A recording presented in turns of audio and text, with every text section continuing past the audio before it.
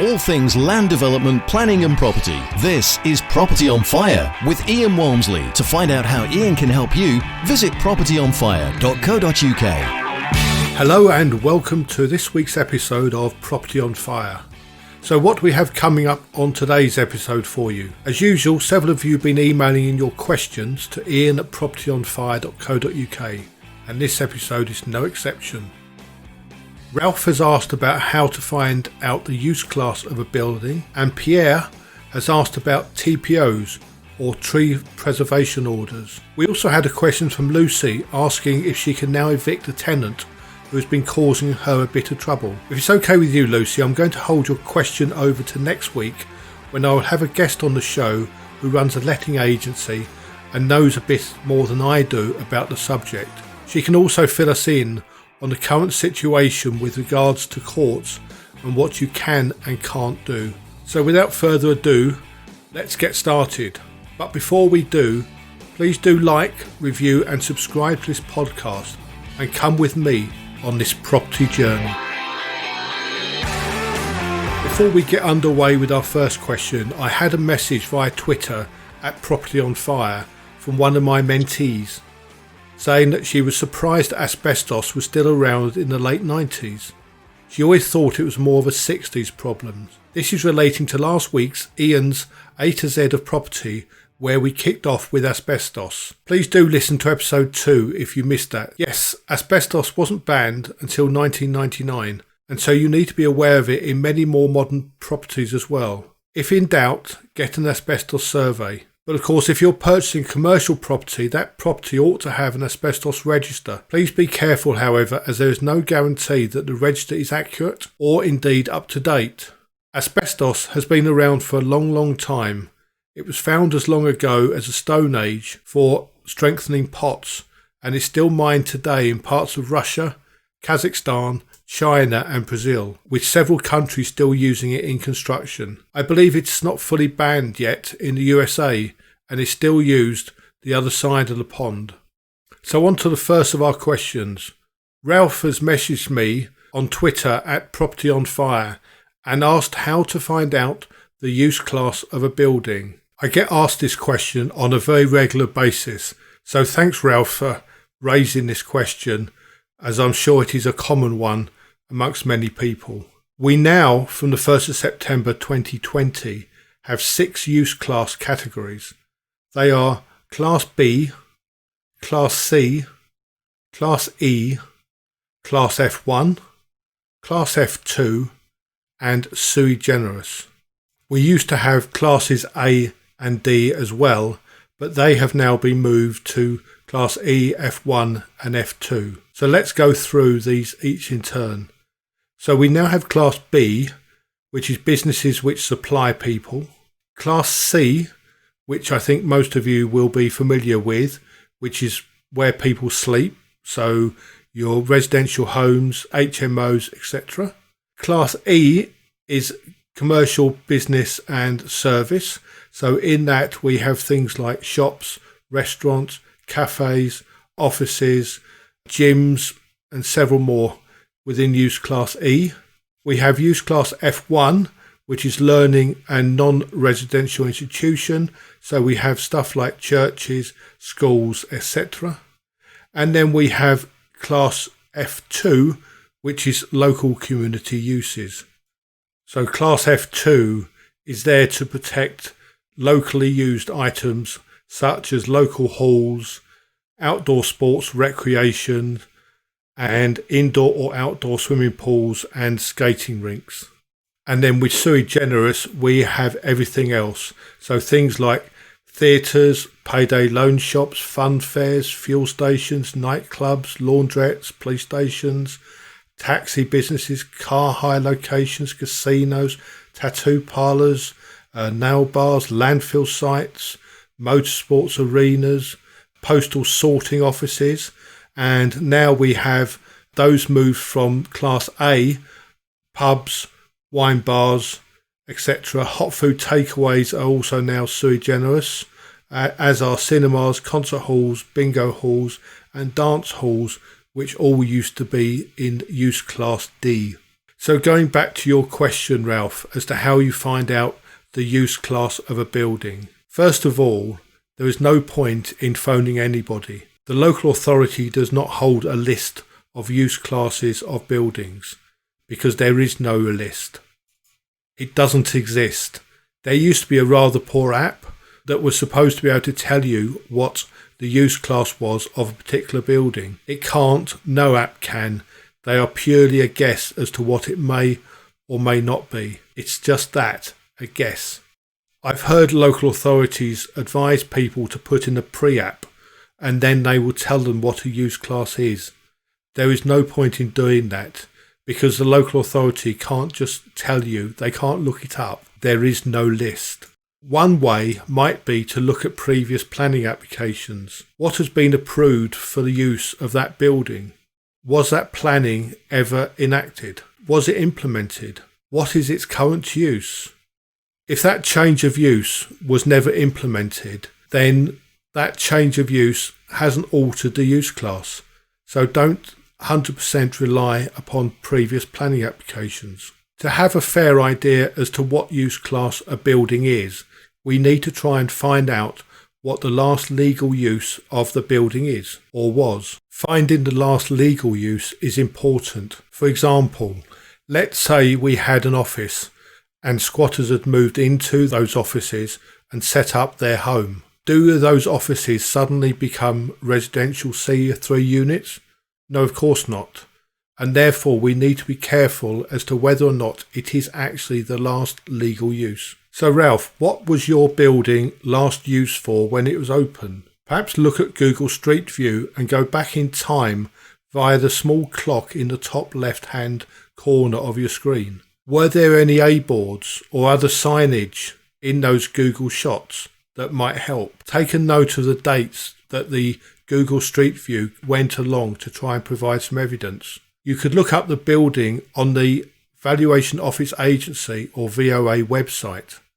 How does that describe the building for building rates? Maybe check on more than 1 year or period of time if applicable. Can you ask the neighbours to the building? Can they help? Are there any old leases or other agreements to support your case to prove what a building was used for legally? Did anybody work there? Perhaps local Facebook groups might be able to help.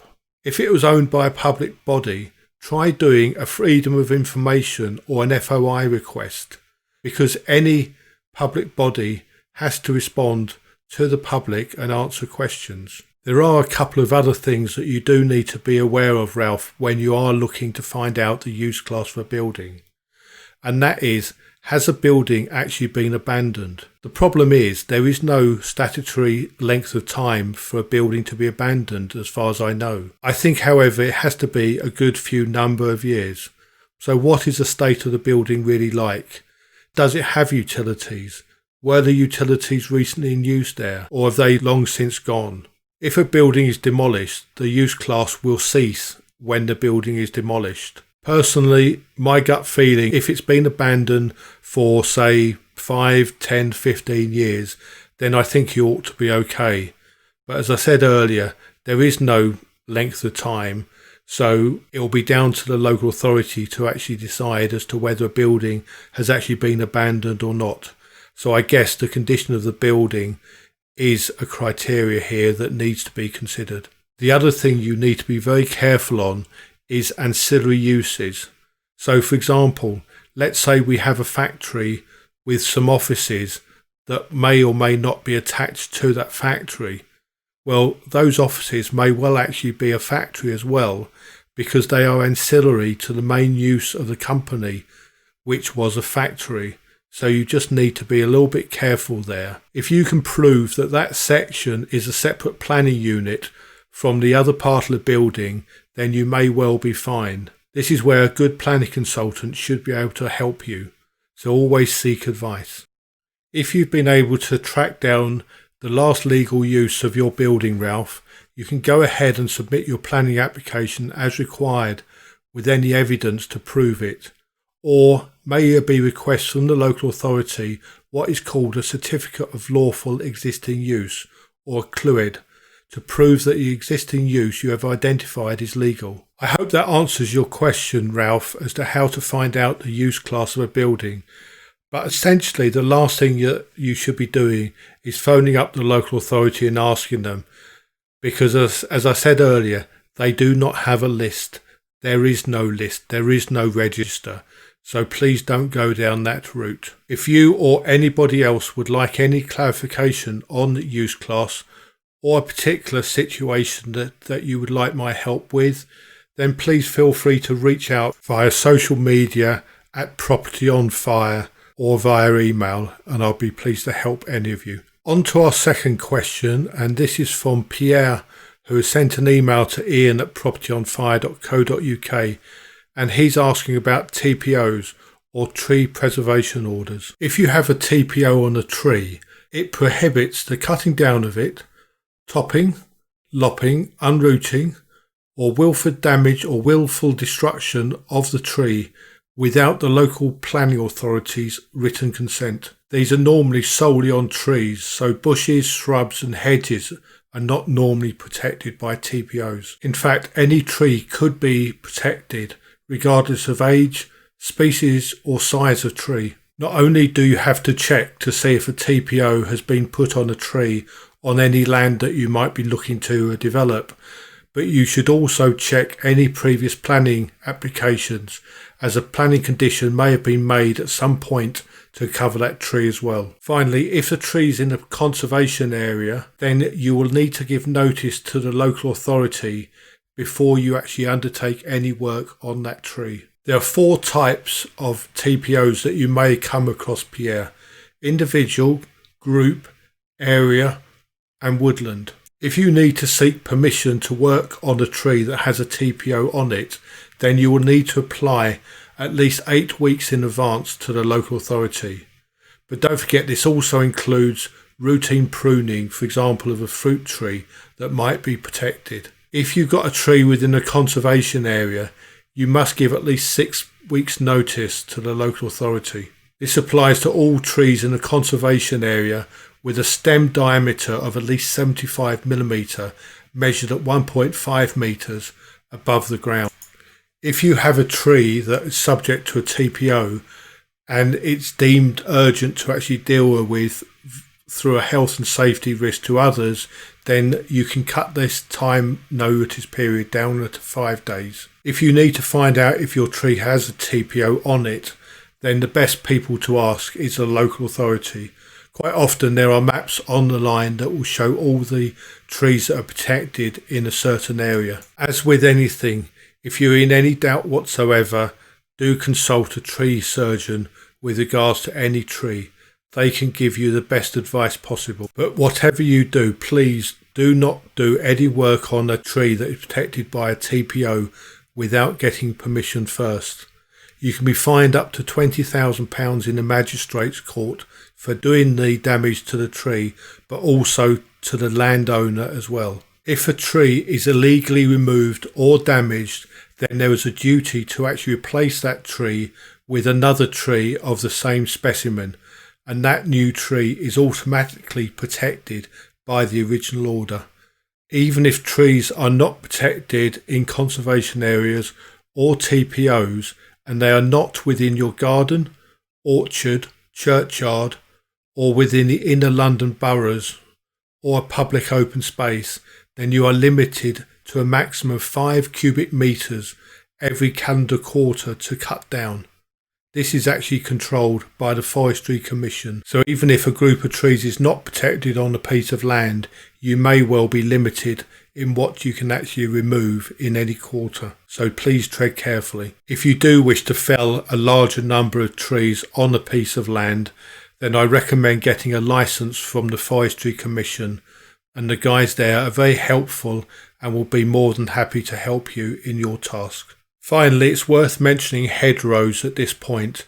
All hedgerows are protected by law, and if you wish to remove one in the countryside, you must apply to your local authority under the Hedgerow Regulations 1997. You are required to give your local authority at least 6 weeks' notice of any request to remove a hedgerow. I hope that's answered your question, Pierre, but if you have any other questions relevant to this, please do feel free to reach out on social media at Property on Fire or via email at ian@propertyonfire.co.uk. This is Property on Fire with Ian Walmsley. And now, Ian's A to Z of property. Right, we're still on A's, so today we're going to look at Asset of Community Value, or an ACV. What is an ACV? Well, an ACV would give communities a right to identify a building or other land that they believe to be an importance to their community's social well-being. A very common example would be a public house. But it's not just pubs. It can also apply to open green spaces, for example, on land. It may also apply to village shops, old buildings, woodlands, community halls. Even public toilets can be protected by an ACV, or parks, museums, cinemas, sports facilities, etc. An ACV doesn't stop an owner of the land or the building from actually selling it to whoever he likes to sell it to.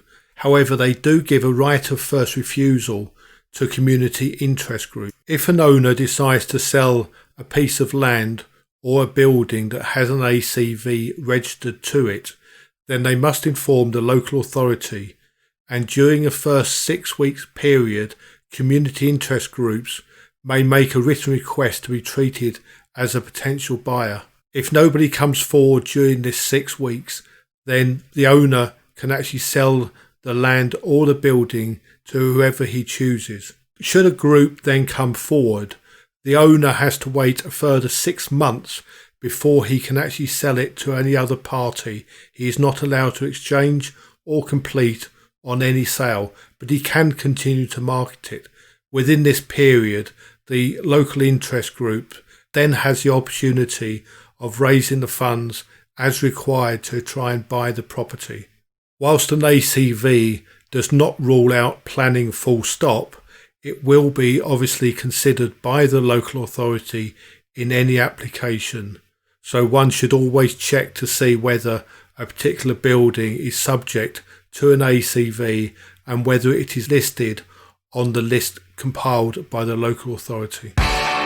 This is Property on Fire with Ian Walmsley. And now, Ian's rant. The rant this week comes from Dan, who says, project managers stroke builders who cut corners and hide longer term issues just to make the numbers look good. I know where you're coming from there, Dan. Like any industry, there's good, there's bad, and there's a downright ugly. And builders are no exception to that, I'm afraid.